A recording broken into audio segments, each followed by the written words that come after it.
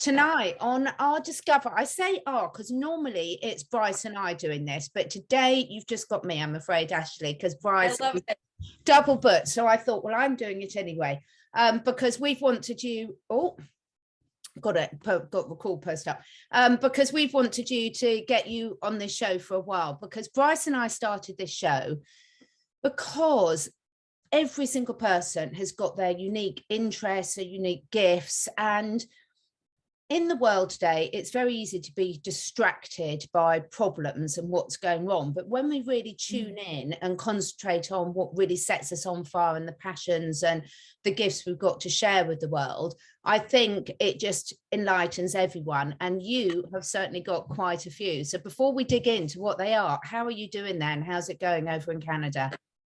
It's going. It's pretty tense. I think every city, every province, coast to coast is pretty tense here in Canada. It's kind of cold here in Alberta, so it keeps us inside, which is kind of nice. We're allowed to go out here now. We don't have to show our papers everywhere, which is kind of nice. But I haven't been going out as much as I could because everybody's kind of on edge. It's interesting. Yeah. It's interesting to watch, but there's some good people here. I've met a whole new group of people, and they're all super spiritual, which is great. And then we can sit and chat about stuff like this all day, right? Which is awesome. I like that. Exactly. And isn't it funny, Ashley, because, over in the UK, we've almost got the opposite situation where suddenly everything's been lifted and everyone's almost getting back to normal. And some people aren't. Some people will still go along with the regulations for ages, but that's their choice. But it's so funny seeing this contrast, isn't it? And the seesaw, and it's very easy to get caught up in those emotions because obviously it's hitting us all in waves in different parts of the world at different times. But it's definitely brought a lot of empathy, I think, and understanding across the globe. Do you think? Oh, for sure. I think more people are understanding to different people's situations, right? Because it hasn't been really the same across the globe. It's been different all over, and I've been chatting with all my clients everywhere. Thank God I have this access to so many people across the world. It really opened my mind to see that it's completely different everywhere, right? Even in the UK, like a lot of the restrictions didn't really apply, and it wasn't the same. And in Canada and the US, it's been like pretty harsh settings, and I'm like, oh my goodness. Of all places, I did not expect us to be so strict, but it happened, and some people love it, some people don't. It's quite fascinating to see like the diversity of the whole global situation going on. Yeah, it is, isn't it? So today it's all about you. So I really want to I've known you for a few months through our mutual friend Janine. I've had a personal reading with Ashley that I can really, really recommend, and all Ashley's details will be obviously as usual below the videos. But let's start a bit by telling our listeners a little bit about yourself. Tell us about yourself and, what it is you do with your interest in magic and the esoteric. Oh my God. It's so funny because it's been my entire life, which is fascinating. In some degree of, at some point, a little bit stronger at others, and, peters out sometimes, but it's always been around. And actually, a good friend of mine actually reminded me, I ran into her at a tarot event I was doing on Tuesday for our massive Tuesday, right? She ended up showing up, which was beautiful. And she reminded me, because I used to run my own business, or I've always kind of worked for myself for the last like about 15 years. So when I was doing my business, I would do her nails, but I would also be doing her tarot cards at the same time. And I completely forgot about that. So she even reminded me, this has just been me. This is my life. And she's like, I'm surprised it took you this long to completely dedicate your entire life to magic, pretty much. So, and I was like, oh my God, I completely forgot. So not only was it part of my life, but it was part of everybody else's lives. I made it everybody's mission to get a tarot card reading at some point. I was always bringing them out. Right. And it's just so normal to me that I completely forgot that I just kind of weaseled my magic into everybody's lives, which was really great. So it always started when I was quite young. I just wanted to play around with herbs a whole bunch and just get into that stuff. Stones, I was looking through pictures as well. I was at my parents' house and I was looking at my old bedroom picture. I was about 8, and it's full of stones and there's art everywhere and there's jars of stuff. you know, like little baskets full of herbs and dried flowers and stuff. I was like, okay, that's been me, and that's exactly how my house looks now, right? Instead of just my personal little bedroom, it's my whole house, and it's just covered in what I consider magic, which is everything that's connected to the earth, everything that's connected to spirit, everything that connects you to nature and animals, and everything witchy, I guess you could say. Yeah, Right? that's just beautiful. I resonate with that so much because I just love herbs, natural products. Again, stones. I always used to connect stones. I used to put little eyes on mine and pretend they were animals, actually. Right, you always gave them a personality. It was yeah, always gave them, always had a name. They were always very individual and everything. But the beauty. So, talk me through your love of the herbs and what it is that you feel so connected with those. It started, I think, in my 20s. I really got into it in my 20s. I stepped away from traditional medicine. Like, there was still points where it was involved, but I stepped away from traditional medicine because I got really involved in a bunch of other alternatives, and it was always intrigued with acupuncture and natural medicine. I actually wanted to be an herbalist at one point. And then I just started meeting people who knew way more about herbs and certain tinctures you could take for stomach issues, and I've dietary issues, right? Because we all eat not the best when we're in our 20s, of course. But then I figured out there were certain things I could take to really calm down my stomach or help with sleeping that weren't Tylenol and sleep aids and all this, because I didn't like that kind of stuff. So I really kind of just did it for myself. I just kind of like weaseled my way in, figured out what kind of worked for me and what was local, because there's so many things all over the world, different herbs for different ailments all over the world, but there's a lot of stuff in Canada that most people won't even use, right? Like juniper is actually great for digestion. It's great for pain and inflammation, and it's great to clear because I use it. But you can find juniper everywhere here in Calgary, Yeah. right? It's just, it is what it is. And the juniper berries, of course, we all know the berries have a very connotative link to gin, right? But the berries itself have a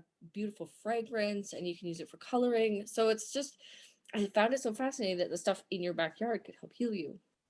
And then I just threw myself into it. So there's always something I'm looking into, different types of, and then I found out about the dandelion in my 20s. Oh my God, I can't get enough of it. Right? I've got sacks of dandelion because my horses eat the leaf and the root, and the guinea pigs and the dogs. So my whole garden, Ashley, is filled with dandelion, nettles, cleavers, all the things that most people think are weeds. But between the guinea pigs, the dogs, the cats, the horses, the humans, and you can't get enough. There's no such thing as too much dandelion, is there? Exactly. And here in Calgary, if you have too much dandelion in your yard, they will fine you. So I let it grow to a certain, yeah, oh yeah, because it's a weed, right? And there's a cup, and there's another one. I can't remember what it's called. It's like bluebell something, and it's really tall, beautiful. It's got these purpley blue flowers on it, which you can use and eat. But you pull the root, and it's exactly like dandelion. It's like a parsnip, right? So you can eat the root, you can use it for medicine, you can eat the leaves, you can eat, right? So I was like, again, another reason to distrust my government system, because the things that are considered weeds are the ones that can feed you for the rest of your life. Absolutely. So once I found out those things, I threw myself into it because I knew it was magic. That in itself is magic, and that's what I love. And it really is, isn't it? And we talk so much about, connecting with the earth, grounding ourselves, and meditative practices. And you've got some lovely meditations on your YouTube channel. But when you're then connecting with nature and really respecting and honoring it and taking only what you need is important, isn't it? It really is.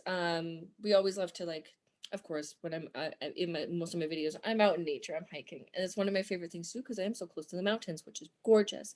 But I do hike around my city, and if I find something that I need or that is needed for my practice, I only take what I need, and then I'm always giving back. Like, I'll give back little things, but you always give thanks. That's one thing I did learn. I did a lot of sweat lodge in my 20s with the Blackfoot community here in Alberta, and they taught me whenever you're asking for something, you always have to give back at some sort. So there was always some kind of herb or herb blend that you gave back to Mother Earth, to the community, to the lodge, to whatever you were honoring that day. You gave back because you were getting something.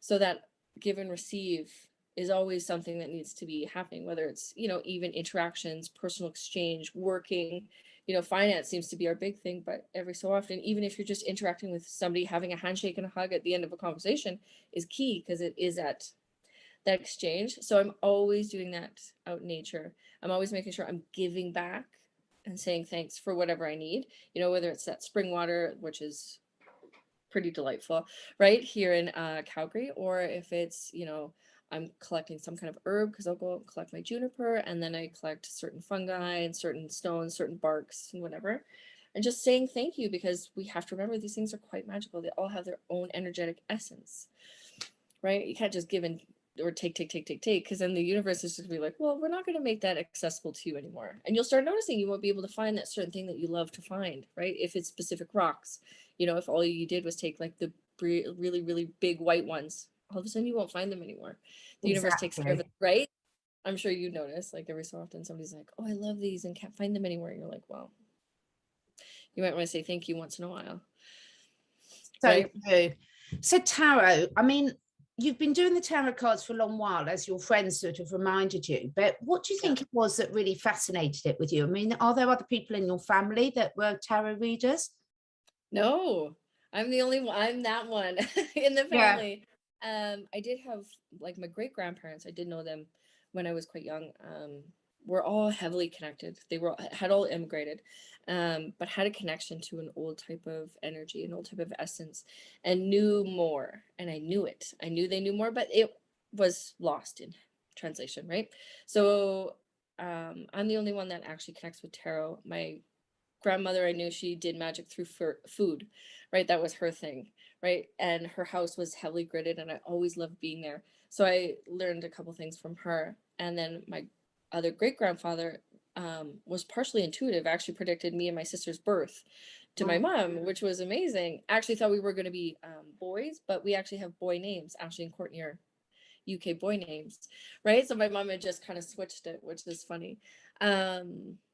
But I'm the only one that did tarot. I was always intrigued with some kind of divination, right? Pendulums. I think I had a pendulum first before I had tarot cards.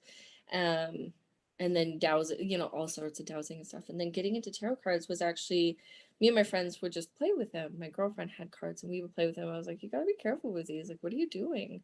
Right? Because she had a different respect. I knew, I was like, there was more to it. And then it wasn't until Janine pretty much forced me to take her course. She's like, you have to take this. I was like, I don't know. Like, I don't really have time. She's like, take it for free. Just come in. And we were already friends by then. And she taught me how to do tarot. And then it just kind of took over, right? That was my main force of divination, that, and still I use pendulums to this day. Yeah. So it was my main force. And of course, I took my time with it. Lots of people are, it's a lot. Tarot is a lot. There's a lot of cards. There's a lot of meanings, aspecting. You know, people are scared of certain cards, whereas certain cards can actually, you know, if they're scary, like the devil card can actually mean there's something quite bedeviling coming into your life, but it could be on a good aspect, right? So learning those images, learning the meanings, and connecting with that spiritual part is really key. So you can learn the cards, but if you're not connected spiritually, they're only going to make half the answers, right? You have to have that connection. So of course I took my time getting to know the cards, and then as soon as I started getting more and more connected spiritually, my spiritual practice is always growing, right? It's progressively gotten stronger and stronger, and now it's not even a practice, it's just my daily life, and I do spiritual things within it.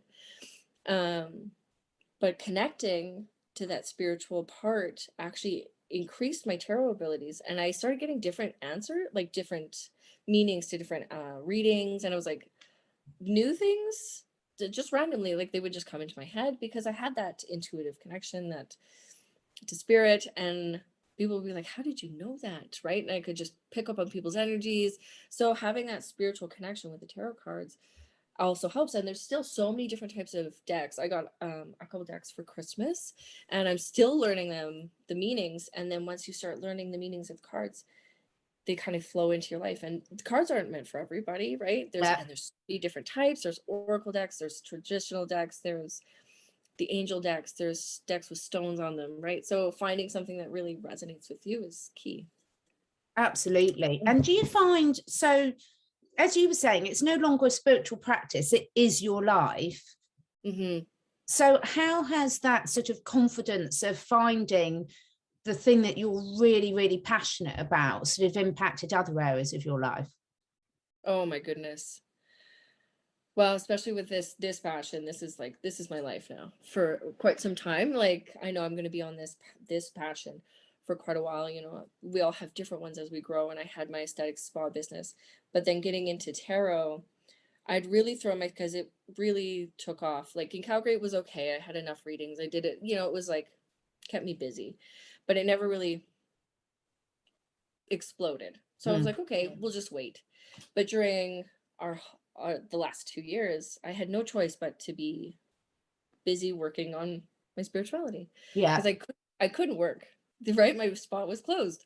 So spa is closed. What do? I pick up my tarot cards and I start playing. Right, and I do it all the time. And I pick up another book that I hadn't given myself enough time to read, and I start reading it. And then I start making my more time for my spiritual self, because I had actually gotten quite sick at the beginning of the pandemic 2 years ago, and I was laid up in bed for about 2.5 months.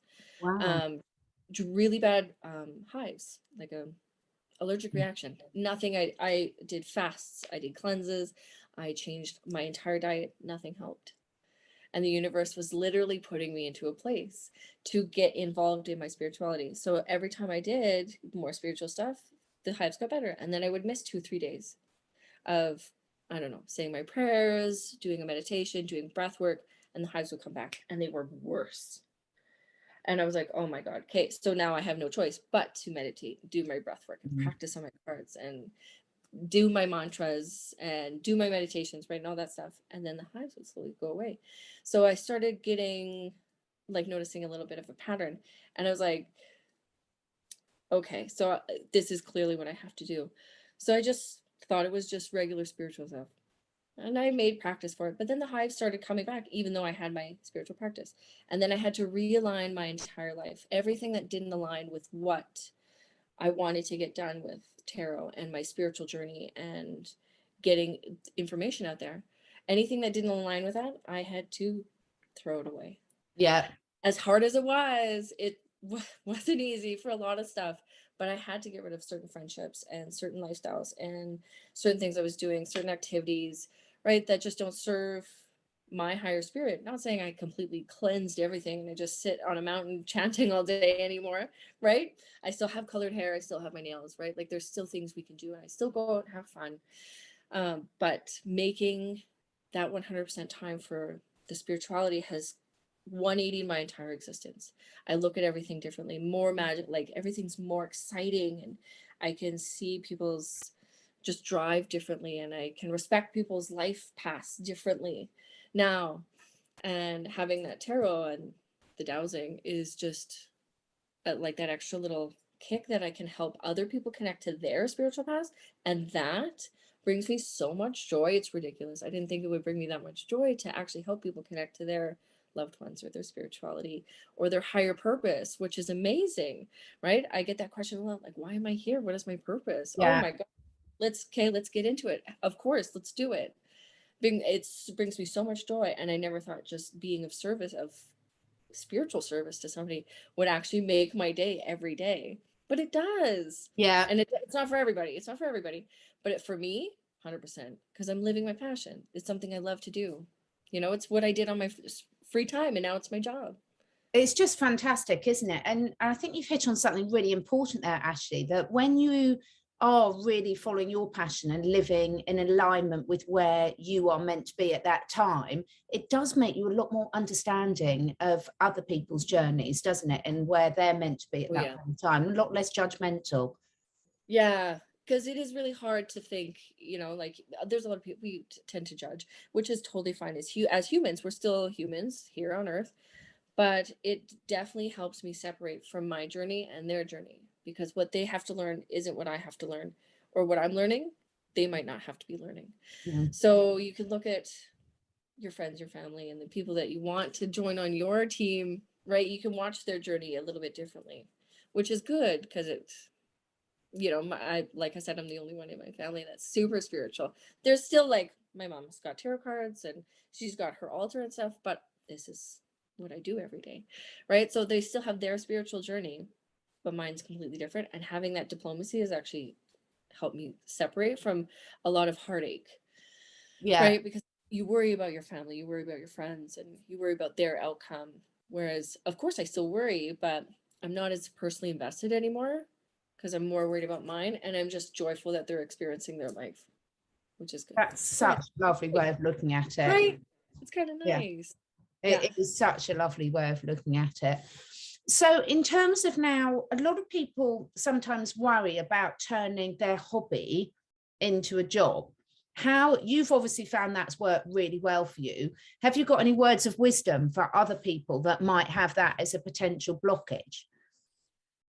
Just you have to go in stride, right? It's not all gonna like completely explode overnight, right? Like I said, I was doing tarot in Calgary, and I would maybe at the beginning when I started learning, I don't know, about 12, 15 years ago, somewhere around there.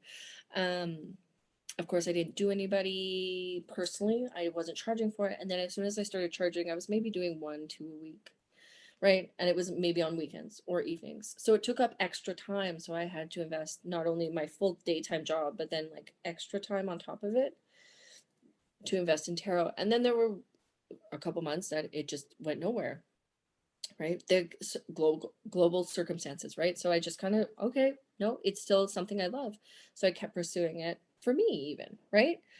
Like it's like art, you know, you're not going to stop creating art if you love to paint, right? It's, you know, somebody Absolutely. want to buy something, you still keep painting, you still keep creating. So I kept doing cards, and I would still do friends and family and whatever. And then I started just I like linked a couple things to my Instagram so people could find me, made it a little bit easier to book tarot from wherever, right? And I went online, which was interesting for me because I'd never done online tarot in my many, many years. Janine had already been doing it for a while. And I was like, well, I don't know, like we'll see. But then as soon as I made myself more available to a different demographic, a group that I didn't think was possible, it started picking up a little bit, and it slowly, and it just got a little bit busier, and then I like could balance it for about, I don't know, I think I did 8 months of spa and tarot, right? And then all of a sudden I just couldn't do it anymore. I was like, that one, the spa kind of just dissipated a little bit because I just, my heart wasn't in it anymore. Yeah, It was too much work, it was too many people, and then I just put my full passion into it. So the advice would be just to keep going, right? If it's something you really want to do, you know, see where the time is right, see if there's something else you need to learn. And there was definitely lots I needed to learn about tarot and getting farther into deeper messages, especially going through the times we're going through now. I am so glad I connected with a whole bunch of group of people that completely understand um, all the awful things that are happening, all the great things that are happening, all the different spiritual things that are happening, knowing that we come from a greater being, right? Before people would just like, oh, okay, maybe I've reincarnated once or twice, but I'm just human. No, it's probably more than that, yeah, right? So being able to talk about those kind of things and knowing what they mean in the tarot cards was quite exciting, actually. It was a different step to learn, right? that's So kind of fantastic. nice. Yeah.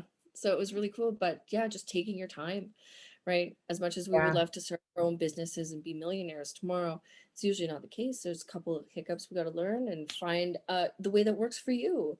Because I go very unconventional when I start working, right? I don't go like, okay, let's go to the bank and let's get a loan and let's get started. It's like, no, let's see what I can do with what I've got, yeah, right? absolutely. And when it's something that, as you say, you're doing it for yourself as well, because you know it's something you want to learn, you know it's something you're passionate about, then it makes it much easier, doesn't it, to withstand those obstacles and hurdles. Whilst a lot of people, they become a really big thing because that's often quite a sign that you're not following your passion. Yes. Yes. That's a big thing too. When life starts to get a little bit harder for a lot of people, you know, and they'll do that. The universe, yourself, your higher Yeah, self, whoever you want to call it, or your whole team, they'll conspire together and say, okay, you're not doing what you're supposed to be doing. Here's a really big obstacle. Now, what are you going to do about it? And if you keep fighting it, of course, like my health kind of went in the garbage can, pick it up, throw it in there, right? And that was the first time anything huge like that had happened. And I knew there was something else going on. When I knew there wasn't something I was eating, wasn't something I was, you know, it wasn't laundry detergent, it wasn't anything like that. I was like, there's something else going on. Right. And I was like, I've done this before. It's time to go in there. Yeah. So then I had to go in and find what the reason behind all these obstacles were. Of course, I had to get rid of a whole bunch of other things, right? There's other things that were happening in and amongst my life, but I got rid of those. And yeah, a lot of people think they're being punished by obstacles. And I was like, no, you're not. You just haven't found the right direction yet. Absolutely. Yeah. Reading it all as signs is so important, isn't it? And sort of understanding that the universe really has got your back and it's doing it for you. And sometimes if we're a bit stubborn and we don't listen, then it has to up the message just a bit. Right. And it still happens. The other day, I don't know what it was, but all of a sudden I was just in an attitude and I couldn't figure out what was going on. And of course, I'm still thinking, I'm like, hey, what was it that happened? And it's just a matter of like sort of potentially handling certain situations instead of letting it completely ruin your whole morning, which I let it do. I could have easily been like, look, maybe this person is having a day. Maybe this person didn't read it properly, right? Like it could have been a multitude of reasons, but I still let it, you know, because I'm still learning. We're all still learning. I let it ruin my morning. And then by halfway through the day, I was like, okay, I get it. And then I had to deal with the guilt of the fact that I overreacted to something I didn't need to. So I think we all do that. Right. But when we recognize it and we can laugh about it, it's fine. And then you're much less likely to do it again. Or if you do it again, you're going to catch yourself sooner, aren't we? Yes. Right. And as soon as you catch those patterns, of course, I'm going to catch myself sooner and sooner. Right. So. Yeah. So what are some of, when you're reading for clients all over the world, like you are now, what is it that, you know, really lights you up? That really, is it the reactions of people? Is it the amazing information you get? Combination of all of it? One is just connecting with everybody across the world. Who would have thought? Me at a younger age, even 2-3 years ago, would never have thought I would be connecting with people all over the world. I think it's a blessing, right? Even though it is social media, even though it is Zoom, right? We don't know where it comes from, but the fact that I can do it, I love it. That, and then everybody's wanting to know their higher purpose, and they want to know how to help humanity. And I think that's such a blessing amongst this time, because everybody wants to know what their skill is or what their purpose is in the next coming years. And it still catches me off guard in a good way. I'm like, oh my God, right? People are still nice.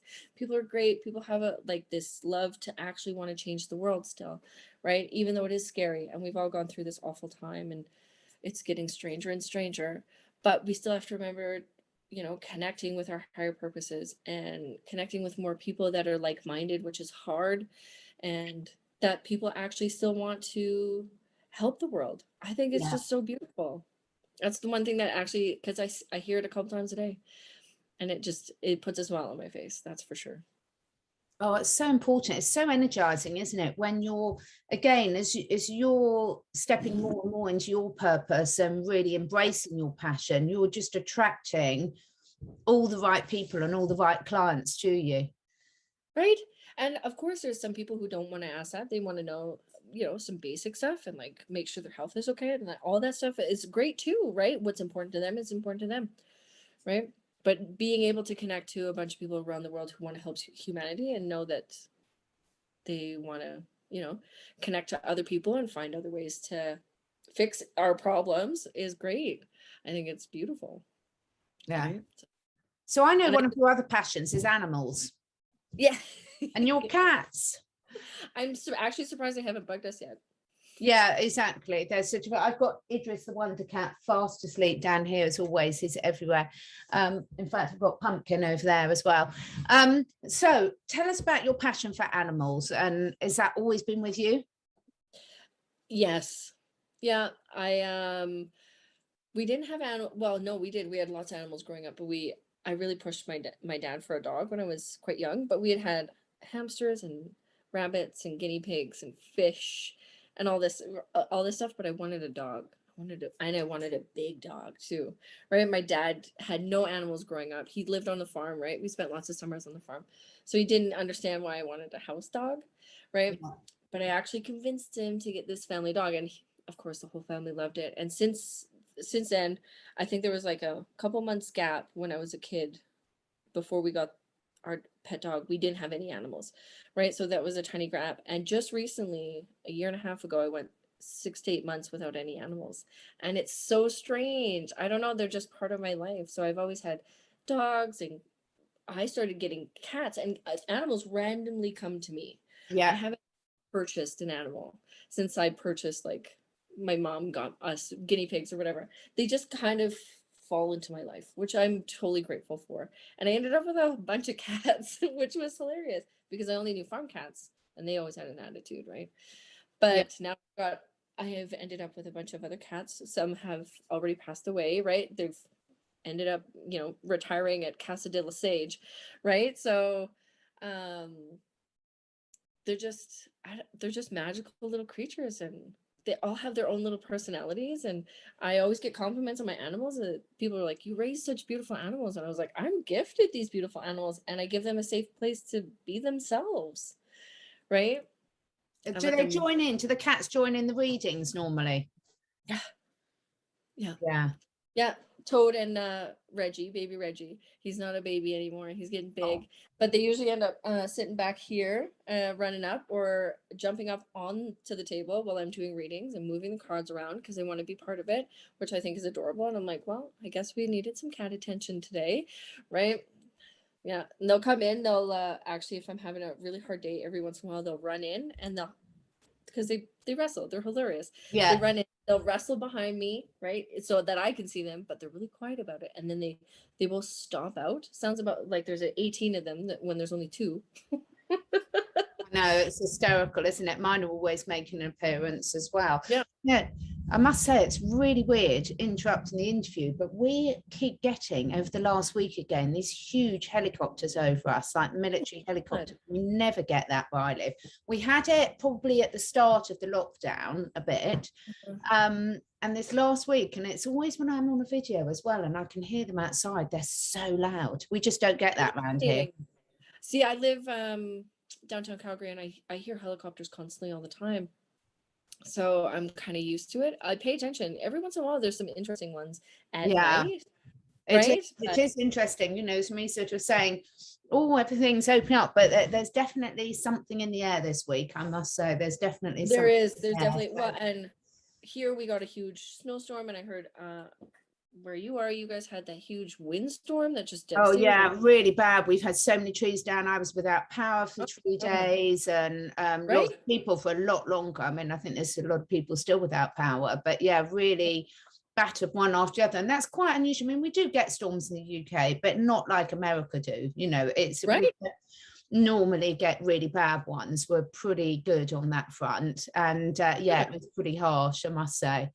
So even here we usually get like a storm in February, and then we get another one in March close to my birthday. But this one kind of hit hard, and it was interesting. My brother actually had to drive through it. I blame him. He jinxed it. He wanted to know about the weather, and I was like, no, it's beautiful here. And of course he has to drive through this blizzard, and it stays the entire weekend he was here, and then it got nice. Yeah. Interesting. So in terms of sort of what next, I mean, you sort of said that this is your real sort of passion at the moment, but what are you feeling in terms of sort of developing your passion still further and everything? Where are you being drawn to at the moment? I'm doing a lot of actually energy clearing on Calgary, and I know how to do energy work. I took Reiki when I was 19. So I could do myself, right? I don't do it on anybody else. So I'm actually picking up more on energy centers, and I'm kind of picking up on the energy centers of Calgary and just the different ley lines and gridding, which is interesting. I didn't actually think that would be something I got into, but it came to me during a meditation a couple weeks ago, 2-3 weeks ago. So then I kind of threw myself into it to figure out what I'm even looking at, and I'm just kind of guiding myself, right? And my team's kind of taking care of that, showing me what I need to know and when I need to know it, right? And I keep asking. I actually have been asking about a week and a half. I'm like, what else do I need to know? What else do I need to know? And I'm being guided just to rest. So I was like, okay, right? So energy work is a big thing for me right now. And I don't know, like I've got a couple books I've got going on the go and learning about different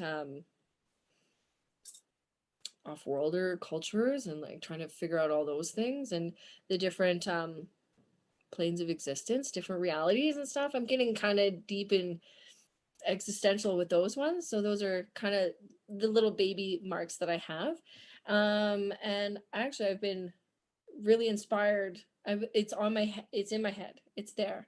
It's swirling around to actually start teaching people tarot because people want to know a little bit of the tarot, and they would love me to teach them, which I think is a beautiful gift. Of course, I would love to teach people. So I'm just trying to figure out where I would even start or how I would do it.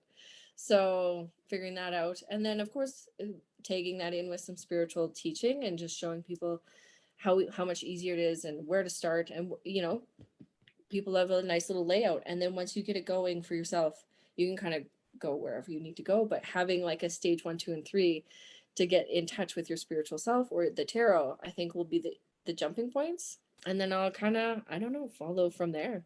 I usually love to plan things out, right? I usually love to plan things out, but I've just got a couple things that I might just start little bits here and there and then just see where they go.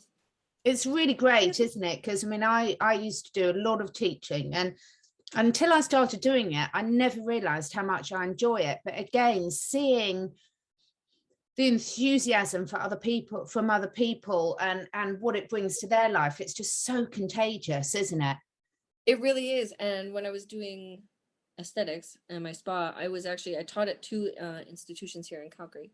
So I taught people how to do my job, right? Taught them how to get into it. And I'm taught like a traditional European way of doing a lot of aesthetics. So it's kind of something that's lost in the city a little bit. So it was nice to get my information out to the other students. And it was just interesting to watch them take the information and run with it. And then it taught me how to verbalize different techniques, right? Which is kind of fun. Like it challenges me at the same time, which was great. Oh, it's lovely. And I love it when everyone, you can take any discipline, like, like tarot, like dowsing, like herbal medicine, but everyone puts their own unique energy and spin onto it, isn't it? So you go through the stages of learning the basics, and then you take it and make it yours. And that's what I love seeing people. I mean, I've got a diploma course. I teach people how to do equine iridology, and I just love the fact that every student, yes, they've all got the core confidence, but then they take it and make it their own. And it's just really, really wonderful to see. Right. It's so amazing. It's something that you love, that you're great at, right? And then just watching everybody kind of like put their own little spin on it and see where they take it. Oh my God, it's the best. Yeah. Right? Oh, that's just absolutely fantastic. And I've just loved seeing you. I mean, I'd really encourage, I know you haven't put many videos on for a while, have you? But you've got some really lovely ones. So my favorite one of yours, well, I haven't watched all of them, but I love the one where you're doing the saging and everything. That's just a beautiful video to watch. So, and all those herbs were actually collected by a friend of mine. She actually does my winter arrangement every year. And she collects it, and she does her own little ritual and makes these beautiful winter arrangements. And she's like, I thought of you and I channeled you while I did this. And sure enough, it was all the herbs I needed to supply me for at least 1.5 years for my like cleansing herbs, right? So I got some cedar in that, some sage, and some pine and juniper in there, and it was great. So I love mix. That's part of your spiritual practice. It might seem like a chore, but it's just that you can create into a spiritual practice and call in your angels and see if what you're guided to do, and put on some really good music and make a really good tea, or if you want to have a glass of wine, have a glass of wine while you do it. Exactly. And that in itself gets you connected to not only the herb medicine that you're using, but your spirituality, and it's time that you're creating for yourself, which is key, it's absolutely, right? It's just so lovely, isn't it? It really is. Making the lotions and potions, oh, I love it. I absolutely love it, using all the natural remedies. So yeah.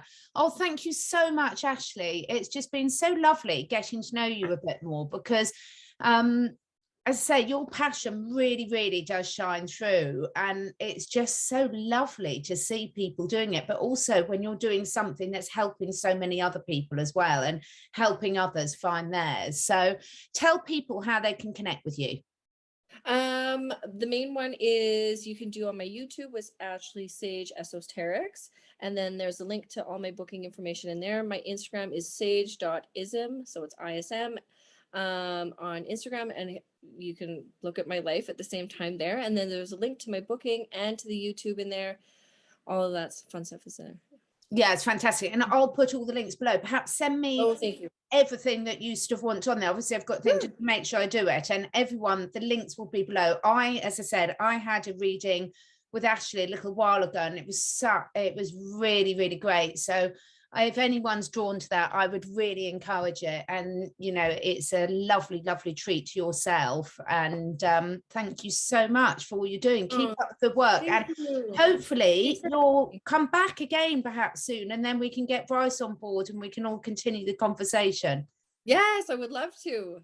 Lovely. Thank you so much, Ashley. Have a really amazing day, and lots of love to everyone who's watching it. Take care. Bye. Bye.